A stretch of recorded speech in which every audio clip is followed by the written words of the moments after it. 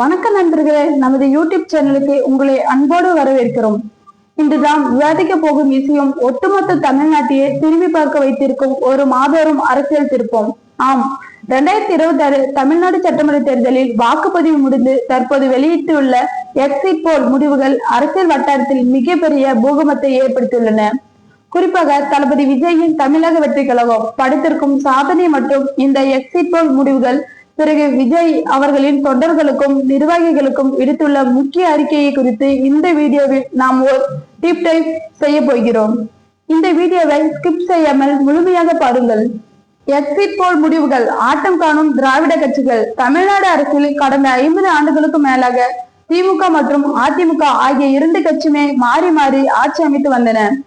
ஆனால் 2026 சட்டமன்ற தேர்தலில் இந்த வரலாற்றை சுக்குநூறாக உடைக்கப் போகிறது என்பதுதான் சமீபத்தில் எக்ஸிட் போல் முடிவுகள் காட்டுகின்றன.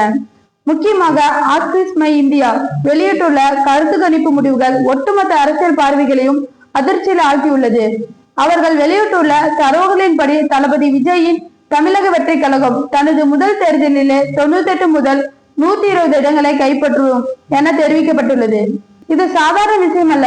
ஒரு புதிய கட்சி தனது முதல் தேர்தலிலே 35% வாக்கு வங்கியை பெற்று ஆட்சி பிடிக்கும் அளவுக்கு முன்னேறி இருப்பது 1977 புரட்சி தலைவர் எம்ஜிஆர் படைத்த வரலாற்றுக்கு இணைந்ததாக பார்க்கப்படுகிறது.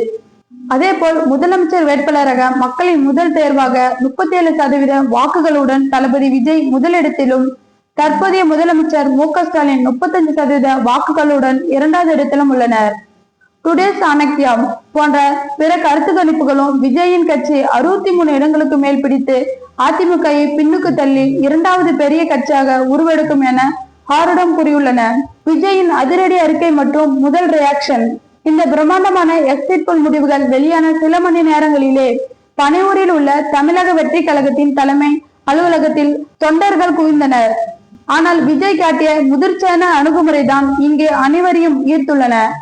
எக்ஸிட் போல் முடிவுகள் தங்களுக்கு சாதகமாக வந்தாலும் அதை வைத்துக் கொண்டு இப்போது கொண்டாட்டங்களில் ஈடுபட வேண்டாம் என அவர் தனது நிர்வாகிகளுக்கும் தொண்டர்களுக்கும் மிக தெளிவான அறிவுறுத்தலை வழங்கியுள்ளார். விஜயின் முக்கிய அறிவுறுத்தல்கள். அமைதி காப்பும் கருத்து கணிப்புகள் என்பவை மக்களின் மனநிலை பிரதிபலிக்கும் கண்ணாடிகள் மட்டுமே. அவை உண்மையான முடிவுகள் அல்ல. கொண்டாட்டங்களை தவிருங்கள். இப்போது பட்டாசு வெடிப்பதோ இனிப்புகள் வழங்குவதோ வேண்டாம். நமது இலக்கு மேடையில் ஏறுவது மட்டுமல்ல, மக்களின் பணியை நேர்மையாக செய்வது. எனவே அனாசி ஆரவாரங்களை முற்றிலும் தவிருங்கள். வாக்கு எண்ணும் மையங்களில் கவனம். வேட்பாளர்களும் பூத் ஏஜென்ட்டுகளும் வாக்கு எண்ணிக்கை மையங்களில் மிகவும் கவனமாக இருக்க வேண்டும். எந்த ஒரு சிறு தவறோ முறைகேடோ நடந்து விடாமல் பார்த்து கொள்ள வேண்டியது நமது கடமை. ஒரு மாபெரும் வெற்றியின் விளிம்பில் நின்று கொண்டிருக்கும் ஒரு தலைவர் இவ்வளவு நிதானமா தனது அடுத்த நகரை திட்டமிடுவது அவரது அரசியல் முதிர்ச்சியை காட்டுகிறது.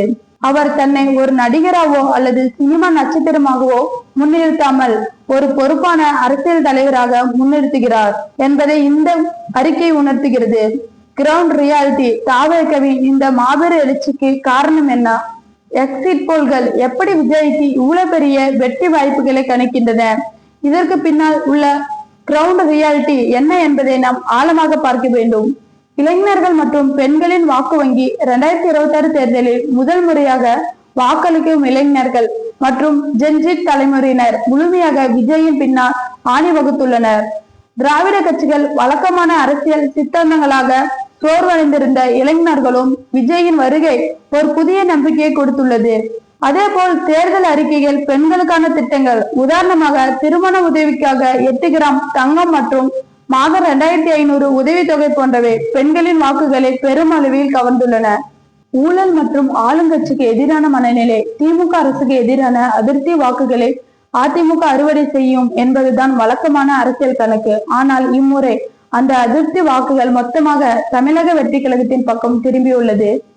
எடப்பாடி பழனிசாமி தலைமையிலான அதிமுக ஒரு பலமான எதிர்கட்சியாக செயல்பட தவறிவிட்டதோ என்ற எண்ணம் மக்கள் மனதில் நிலவியது. அந்த வெற்றியிடத்தை விஜய் மிக சரியாக நிரப்பியுள்ளார். பாசிச சக்திகளுக்கு வளைந்து கொடுக்க மாட்டேன் என்ற நிலைப்பாடு தனது இறுதிக்கட்ட பிரச்சாரத்தில் மக்கள் விரோத பாசிச சக்திகளுக்கு நான் வளைந்து கொடுக்க மாட்டேன் என விஜய் உறுதியாக தெரிவித்தார். இது சிறுபான்மையினர் மற்றும் நடுநிலை வாக்காளர்களின் நம்பிக்கையை அதிகப்படுத்தியது. அவர் எந்த ஒரு தேசிய கட்சியுடனும் அல்லது ஆளும் திராவிட கட்சியுடனும் ரகசிய கூட்டணி வைக்கவில்லை என்பதை மக்கள் நம்ப தொடங்கினர். கிங் மேக்கரா அல்லது கிங்கா? தற்போது எழுந்துள்ள மிகப்பெரிய கேள்வி, இந்த தேர்தலில் விஜய் வெறும் கிங் மேக்கராக மாறுவாரா அல்லது நேரடியாக கிங் முதலமைச்சர் அரியணையில் அமர்வாரா என்பதுதான். கிங் மேக்கர் சூழ்நிலை. ஒருவேளை மெட்ரைஸ் அல்லது பிமார்க் கருத்து கணிப்புகள் கூறுவது போல திமுக கூட்டணி 120 இடங்களை நெருங்கி தாவேகா 20 முதல் 30 இடங்களை பெற்றால் விஜய் ஓர் பலமான எதிர்கட்சி தலைவராகவே அல்லது தொங்கு சட்டமன்றம் ஏற்பட்டால் யாருக்கு ஆட்சி அமைக்கும் வாய்ப்புகள் என்பதை தீர்மானிக்கும் சக்தியாகவே மாறுவார். கிங் சூழ்நிலை. ஆப்ஸ் மை இந்தியா கணிப்பு உண்மையாக தாவேகா 98 முதல் 120 இடங்களை பெற்றால் அது தமிழ்நாடு அரசில் ஒரு புதிய சகாப்தத்தின் தொடக்கமாக அமையும். மற்ற சிறிய கட்சிகள் அல்லது சுயாட்சிகளின் ஆதரவுடன் விஜய் நேரடியாக முதலமைச்சராக பதவியேற்கும் வாய்ப்புகள் பிரகாசமாக உள்ளது. தேர்தல் முடிவுகளுக்கு பிந்தைய அரசியல் மாற்றங்கள் எப்படி இருக்கும்? விஜயின் இந்த எக்ஸிட் போல் அறிக்கை மற்றும் முடிவுகள் மற்ற கட்சிகளுக்கு பெரிய சலசலப்பை ஏற்படுத்தியுள்ளது. திமுகவின் நிலை. ஒருவேளை திமுக ஆட்சி அமைத்தாலும் இவ்வளவு பெரிய வாக்கு வங்கியை பெற்றுள்ள விஜயின் கட்சி சட்டசபையில் அவர்களுக்கு மிக பெரிய குடைச்சலை கொடுக்கும். மு.க. ஸ்டாலின் அவர்களுக்கு இது ஒரு கடுமையான அரசியல் சவாலாக இருக்கும். அதிமுக 3ஆம் இடத்திற்கு தள்ளப்பட்டால் அது அந்த கட்சியின் எதிர்காலத்தையே கேள்விக்குறியாக்கும். எம்ஜிஆர் மற்றும் ஜெயலலிதா போன்ற ஆளுமைகளாக வளர்க்கப்பட்ட கட்சி தனது வாக்கு வங்கிய ஒரு நடிகரின் புதிய கட்சியிடம் இழப்பது அதிமுக தலைவர்களுக்கு மிகப்பெரிய அதிர்ச்சியை ஏற்படுத்தும். பாஜக மற்றும் தேசிய கட்சிகள். தமிழ்நாட்டில் காலொன்றி துடிக்கும் தேசிய கட்சிகளுக்கும் விஜயின் தனிப்பெரும் எழுச்சி ஒரு பின்னடைவாகவே அமையும். மாநில உரிமைகளை பேசும் ஒரு புதிய பிராந்திய சக்தியாக தாவேக உருவெடுக்கும். முடிவுரை. நண்பர்களே, 2026 சட்டமன்ற தேர்தலில் எக்ஸிட் போல் முடிவுகள் என்பது வெறும் எண்கள் அல்ல, அது தமிழ்நாடு மக்களின் மனநிலையில் ஏற்பட்டுள்ள ஒரு மாபெரும் மாற்றத்தின் வெளிப்பாடு. எக்ஸிட் போல்கள் பல நேரங்களில் துல்லியமாக அமைந்திருக்கின்றன, சில நேரங்களில் தவறாக போயிருக்கின்றன. ஆனால் ஒன்று மட்டும் உறுதி, தளபதி விஜய் இனி வெறும் சினிமா நட்சத்திரம் அல்ல, அவர்கள் தமிழ்நாடு அரசியலில் போக்கை தீர்மானிக்கும் அசைக்க முடியாத சக்தி. மே 2ஆம் தேதி அல்லது வாக்கு எண்ணிக்கை நடைபெறும் அந்த இறுதி நாளுக்காக ஒட்டுமொத்த நாடும் காத்து கொண்டிருக்கிறோம்.